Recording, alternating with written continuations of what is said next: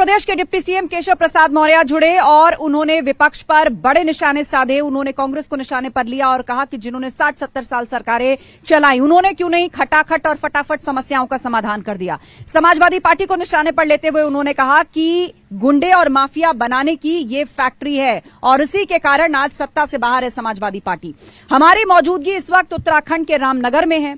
यहां पर प्रधानमंत्री मोदी ऋषिकेश में रैली कर चुके हैं और एक बार फिर से अपनी गारंटी को दोहरा भी चुके हैं।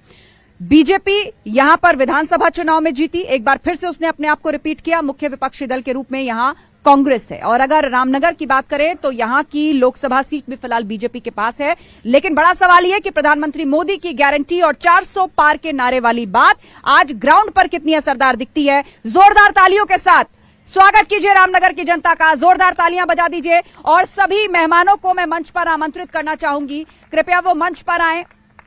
हमारे साथ बीजेपी नेता गणेश रावत जी हैं, बीजेपी का पक्ष रखने के लिए तालियों के साथ स्वागत कीजिए।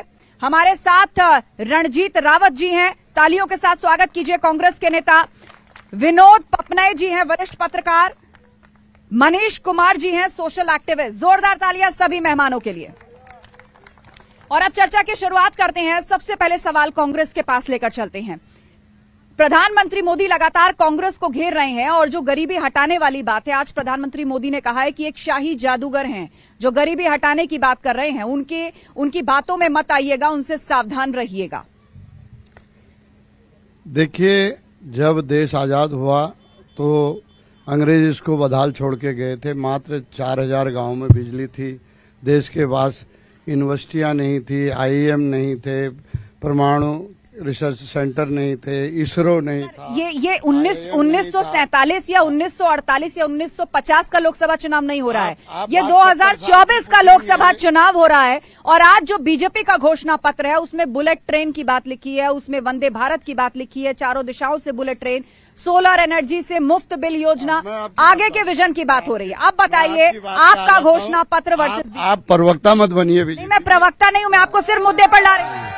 मैं मुद्दे पर बुलेट नहीं, देखिए यही दिक्कत है आप लोगों की। आपसे सवाल पूछा जाता है तो आप इतिहास के पन्ने पलटने लगते हैं। आप जोर से मेरी आवाज नहीं दबा सकते। मैं बिल्कुल आवाज नहीं दबा रही, माइक आप। बुलेट ट्रेन जलाने की बात पिछले घोषणा पत्रों में भी की गई थी। 2 करोड़ बेरोजगारों को हर साल रोजगार देने की बात की गई थी। 15-15 लाख रुपए खातों में डालने की बात की गई थी। सीमा पर 1 के बदले 100 सिर लाने की बात की गई थी। चीन से लाल आंख दिखाकर बात करने की बात की गई थी। किसानों के कर्ज माफी की बात की गई थी। किसानों की इनकम दुगनी करने की बात की गई थी। बेटी पढ़ाओ बेटी बचाओ की बात की गई थी।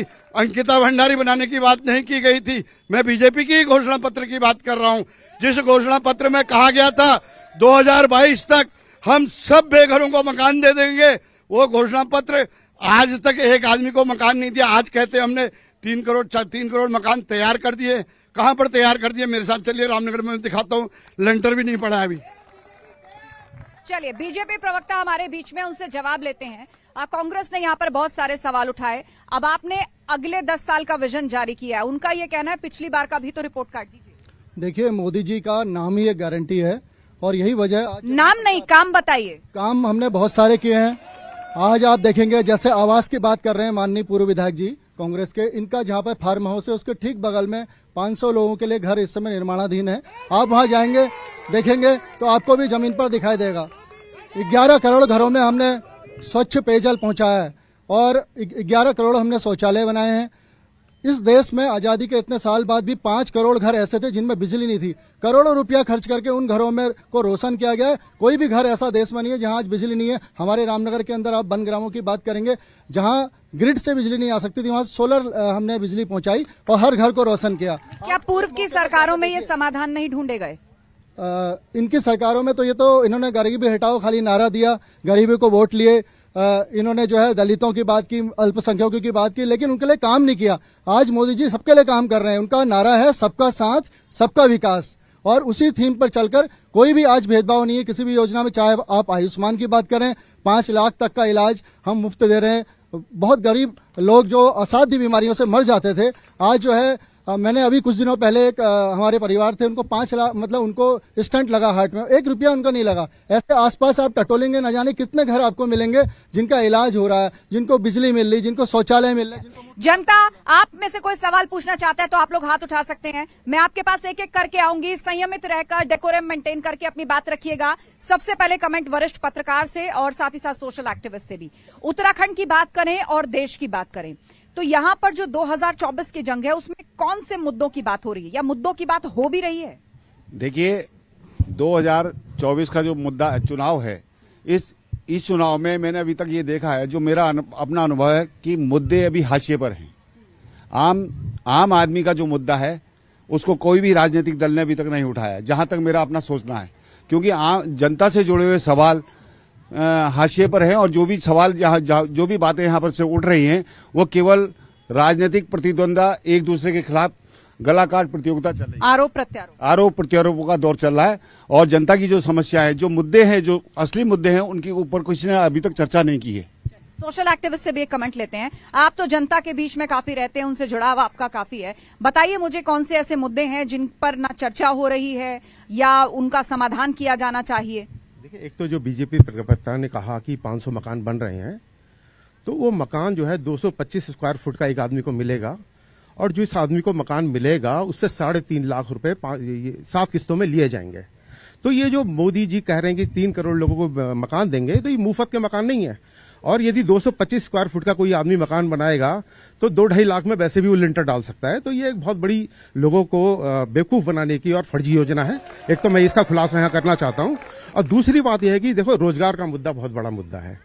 उत्तराखंड में जब पेपर लीक हुआ और जब हमारे बच्चों ने कहा कि हमें रोजगार मिलना चाहिए, उन्हें लाठियों से मारा गया, है ना। अब जिस लोकसभा क्षेत्र के अंदर हम आते हैं वहां पर बनग्राम है और वहां के ये कह रहे हैं कि सब सोलर पैनल लगा दिए, वहां पर बिजली नहीं है और वहां के लोग इनका सांसद चुन सकते हैं लेकिन अपना ग्राम प्रधान नहीं चुन सकते। और 75 सालों में कांग्रेस और भाजपा ने दोनों ने उनके अधिकारों का हनन किया। मैं केवल भाजपा की बात नहीं कर रहा हूं, दोनों ने हनन किया है। तो इस मुद्दे पर कोई नहीं बोल रहा है। गोदियाल जी बोल रहे हैं कि बलूनी जो है वो बाहर के हैं, बलूनी जी बोल रहे हैं गोदियाल जी बंबई के हैं, लेकिन यहाँ के लोगों की जो रोजगार का सवाल है उस पर न भाजपा बोल रही है न कांग्रेस बोल रही है। जनता क्या बोल रही है वो भी जानना जरूरी है। हाथ उठाइए जल्दी जल्दी, आइए। क्या नाम है आपका? मेरा नवीन सिंह है। क्या कहना चाहते हैं? अभी इनने कहा कि रोजगार के बारे में कांग्रेस बात नहीं कर रही है। कांग्रेस ने कहा है कि 1 साल में गारंटी दी है कि 30 लाख लोगों को नौकरी देंगे। नौकरी की बात हम कर रहे हैं, ये बिल्कुल नौकरी की बात भाजपा भी नहीं कर रही है। ये उन्होंने कहा कि हम देंगे, रोजगार दिया नहीं ना, देंगे। तो ये तो चुनावी मैदान में होता ही है। कांग्रेस ने कहा हम इतने देंगे, बीजेपी ने कहा हम इतने देंगे। इनका घोषणा पत्र है, इसमें कहीं घोषणा पत्र ही तो उसके आगे की बात हो रही है। ठीक है, आइए। ठीक, मतलब रोजगार देंगे, कुछ कहना चाहता है? महिलाएं कुछ बोलना चाहती हैं यहाँ पे? आइए उधर चलते हैं। आइए, आप आगे आइए सर, कैमरे की तरफ आइए। क्या नाम है आपका और सवाल किससे? भूपेंद्र खाती है। मेरा एक कांग्रेस के विधायक जी से मेरा जो है एक सवाल है कि 544 सीटों में से जो बहुमत चाहिए, 282 सीटों का बहुमत चाहिए। मुझे ये बताने का कष्ट करें कि कांग्रेस पूरे देश में कितनी सीटों पर चुनाव लड़ी है, क्योंकि 282 तो चाहिए बहुमत के लिए। कांग्रेस ये बताए कि कितने सीटों पर जो है, ये बताए, कांग्रेस ये बताए कि कितने सीटों पर जो है चुनाव लड़ लिया। मेरा एक सवाल है। चलिए, ये सवाल सबसे पहले कांग्रेस के प्रवक्ता के लिए लेकर जाते हैं। अब लोकसभा चुनाव है, वादे करेंगे मेजॉरिटी से सरकार बनाने के लिए, सरकार आएगी तो वो पूछ रहे हैं कि आप पहले ये सीट गठबंधन बनाया है, इंडिया गठबंधन करके, और हम पूरी सीटों पे चुनाव लड़ रहे हैं। सीधी सी जवाब है। नहीं, पश्चिम बंगाल में आप अलग हैं, कांग्रेस के साथ सीट शेयरिंग पे नहीं बात हो पाई। उत्तर प्रदेश में भी जाते जाते आपको शायद 17 सीटें या 14 सीटें कुछ दी है। जो भी मिली है शेयर है, वो तो गठबंधन में किसी को ज्यादा मिलेगा, किसी को कहीं कम भी मिलेगा, उसमें क्या दिक्कत है? नहीं, लेकिन ये कोई गारंटी नहीं है ना कि गठबंधन पूर्व में भी खंड खंड हुए हैं। अभी आपके चुनावी समर से पहले बहुत से साथियों के मिजाज। आपकी बात सही है। एनडीए गठबंधन इस समय बिल्कुल खंड खंड हुआ है, देख रहे हैं किस तरह से वो बिखर गया है। और जहां तक यहाँ पर बात हो रही है रोजगार की, पिछले घोषणा पत्र में कहा गया था 2 करोड़ बेरोजगारों को हर साल रोजगार देंगे, और नोटबंदी, जीएसटी, उद्योग बंदी के बाद करीब 40 करोड़ रोजगार आज देश में खत्म हो गए। चलिए, रोजगार का सवाल बीजेपी के पास लेकर चलते हैं।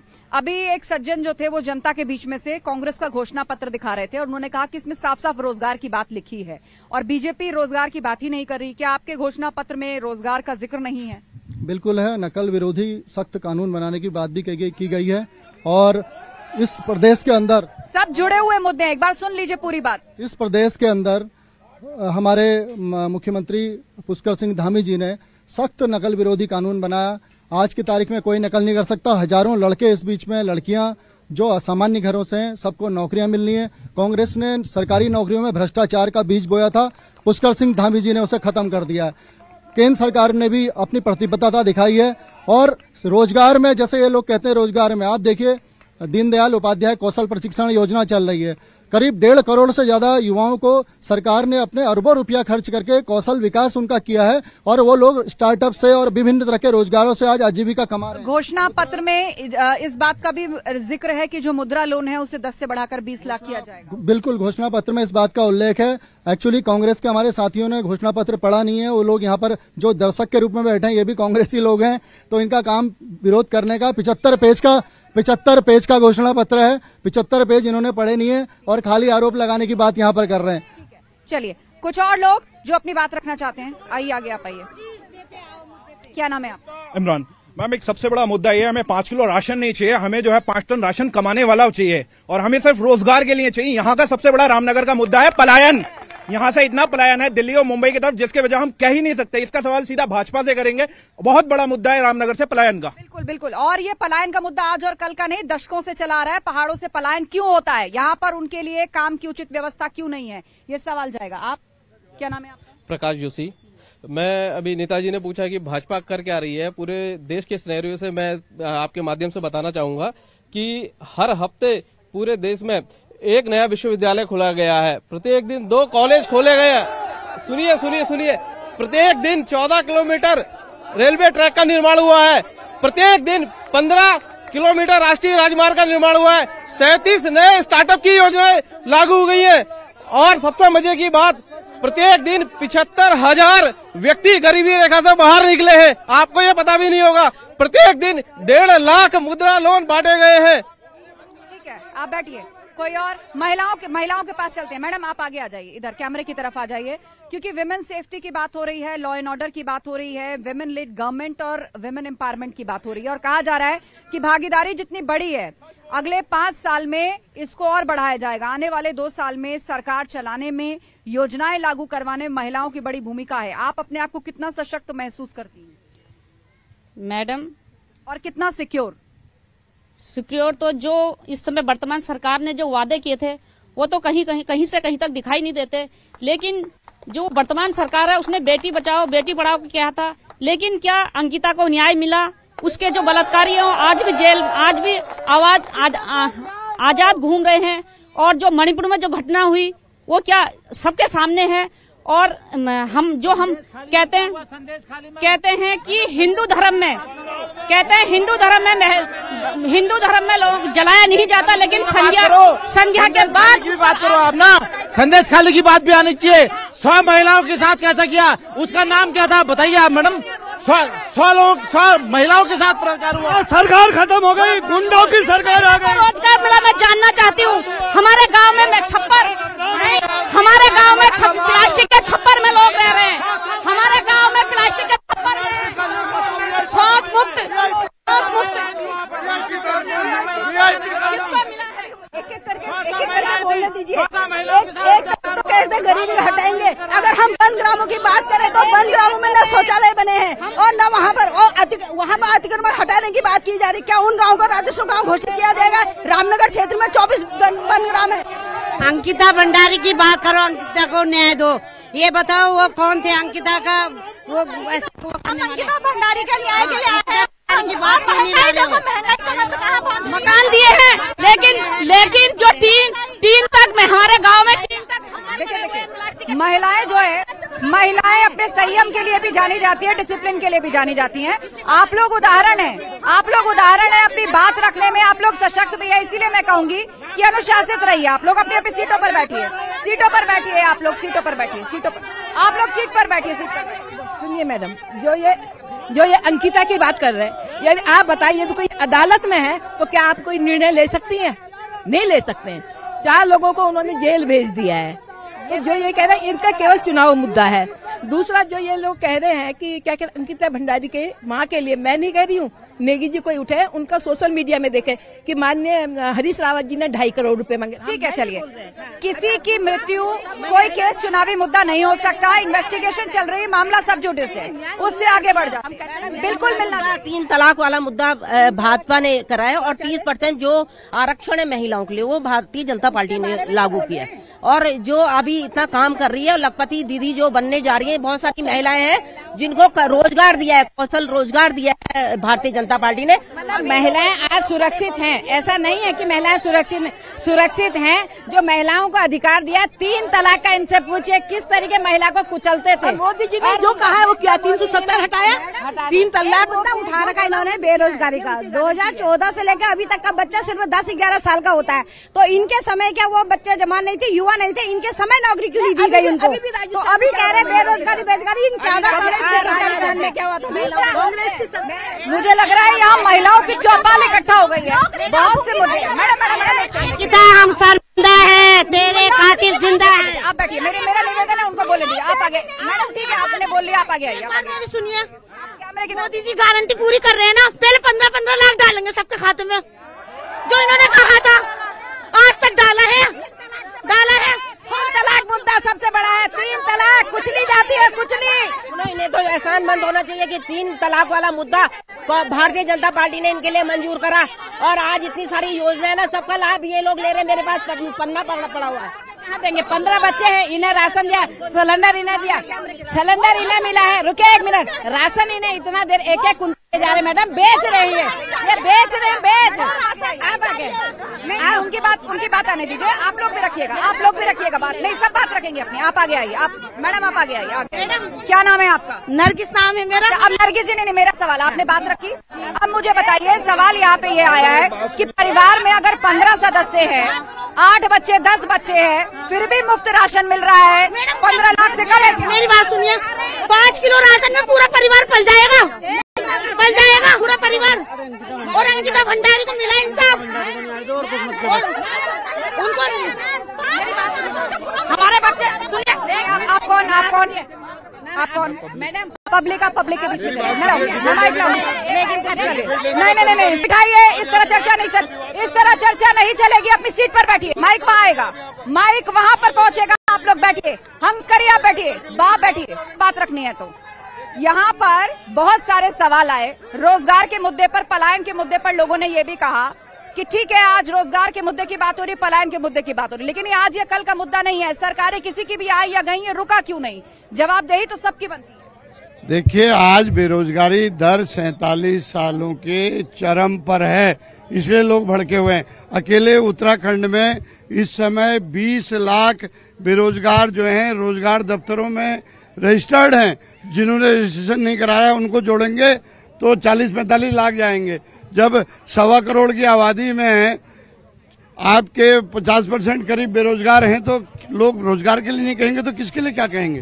बीजेपी से जवाब लेते हैं, बताइए, क्या आपकी सरकार रोजगार नहीं दे पाई या जनता को संतुष्ट नहीं कर पाई? कांग्रेस पार्टी का कहना है कि ये मुद्दा है, सरकार आपकी है, तो जवाब भी आप ही देंगे। देखिए, रोजगार के क्षेत्र में जैसा मैंने आपको पहले भी बताया कि हम लोगों ने कौशल विकास के जरिए करोड़ों युवाओं को प्रशिक्षित करके उनको रोजगार के लिए भीख मांगने वाला नहीं बल्कि रोजगार देने वाला बनाया है। इन पिछले सालों में आप स्टार्टअप की बात करेंगे या स्वरोजगार की बात करेंगे, इसके अलावा सरकारी नौकरियों में भी हजारों लोगों को रोजगार मिल रहा है। अलग अलग संस्थानों में राज्य सरकार और केंद्र सरकार की नौकरियों में लोग रोजगार पा रहे हैं।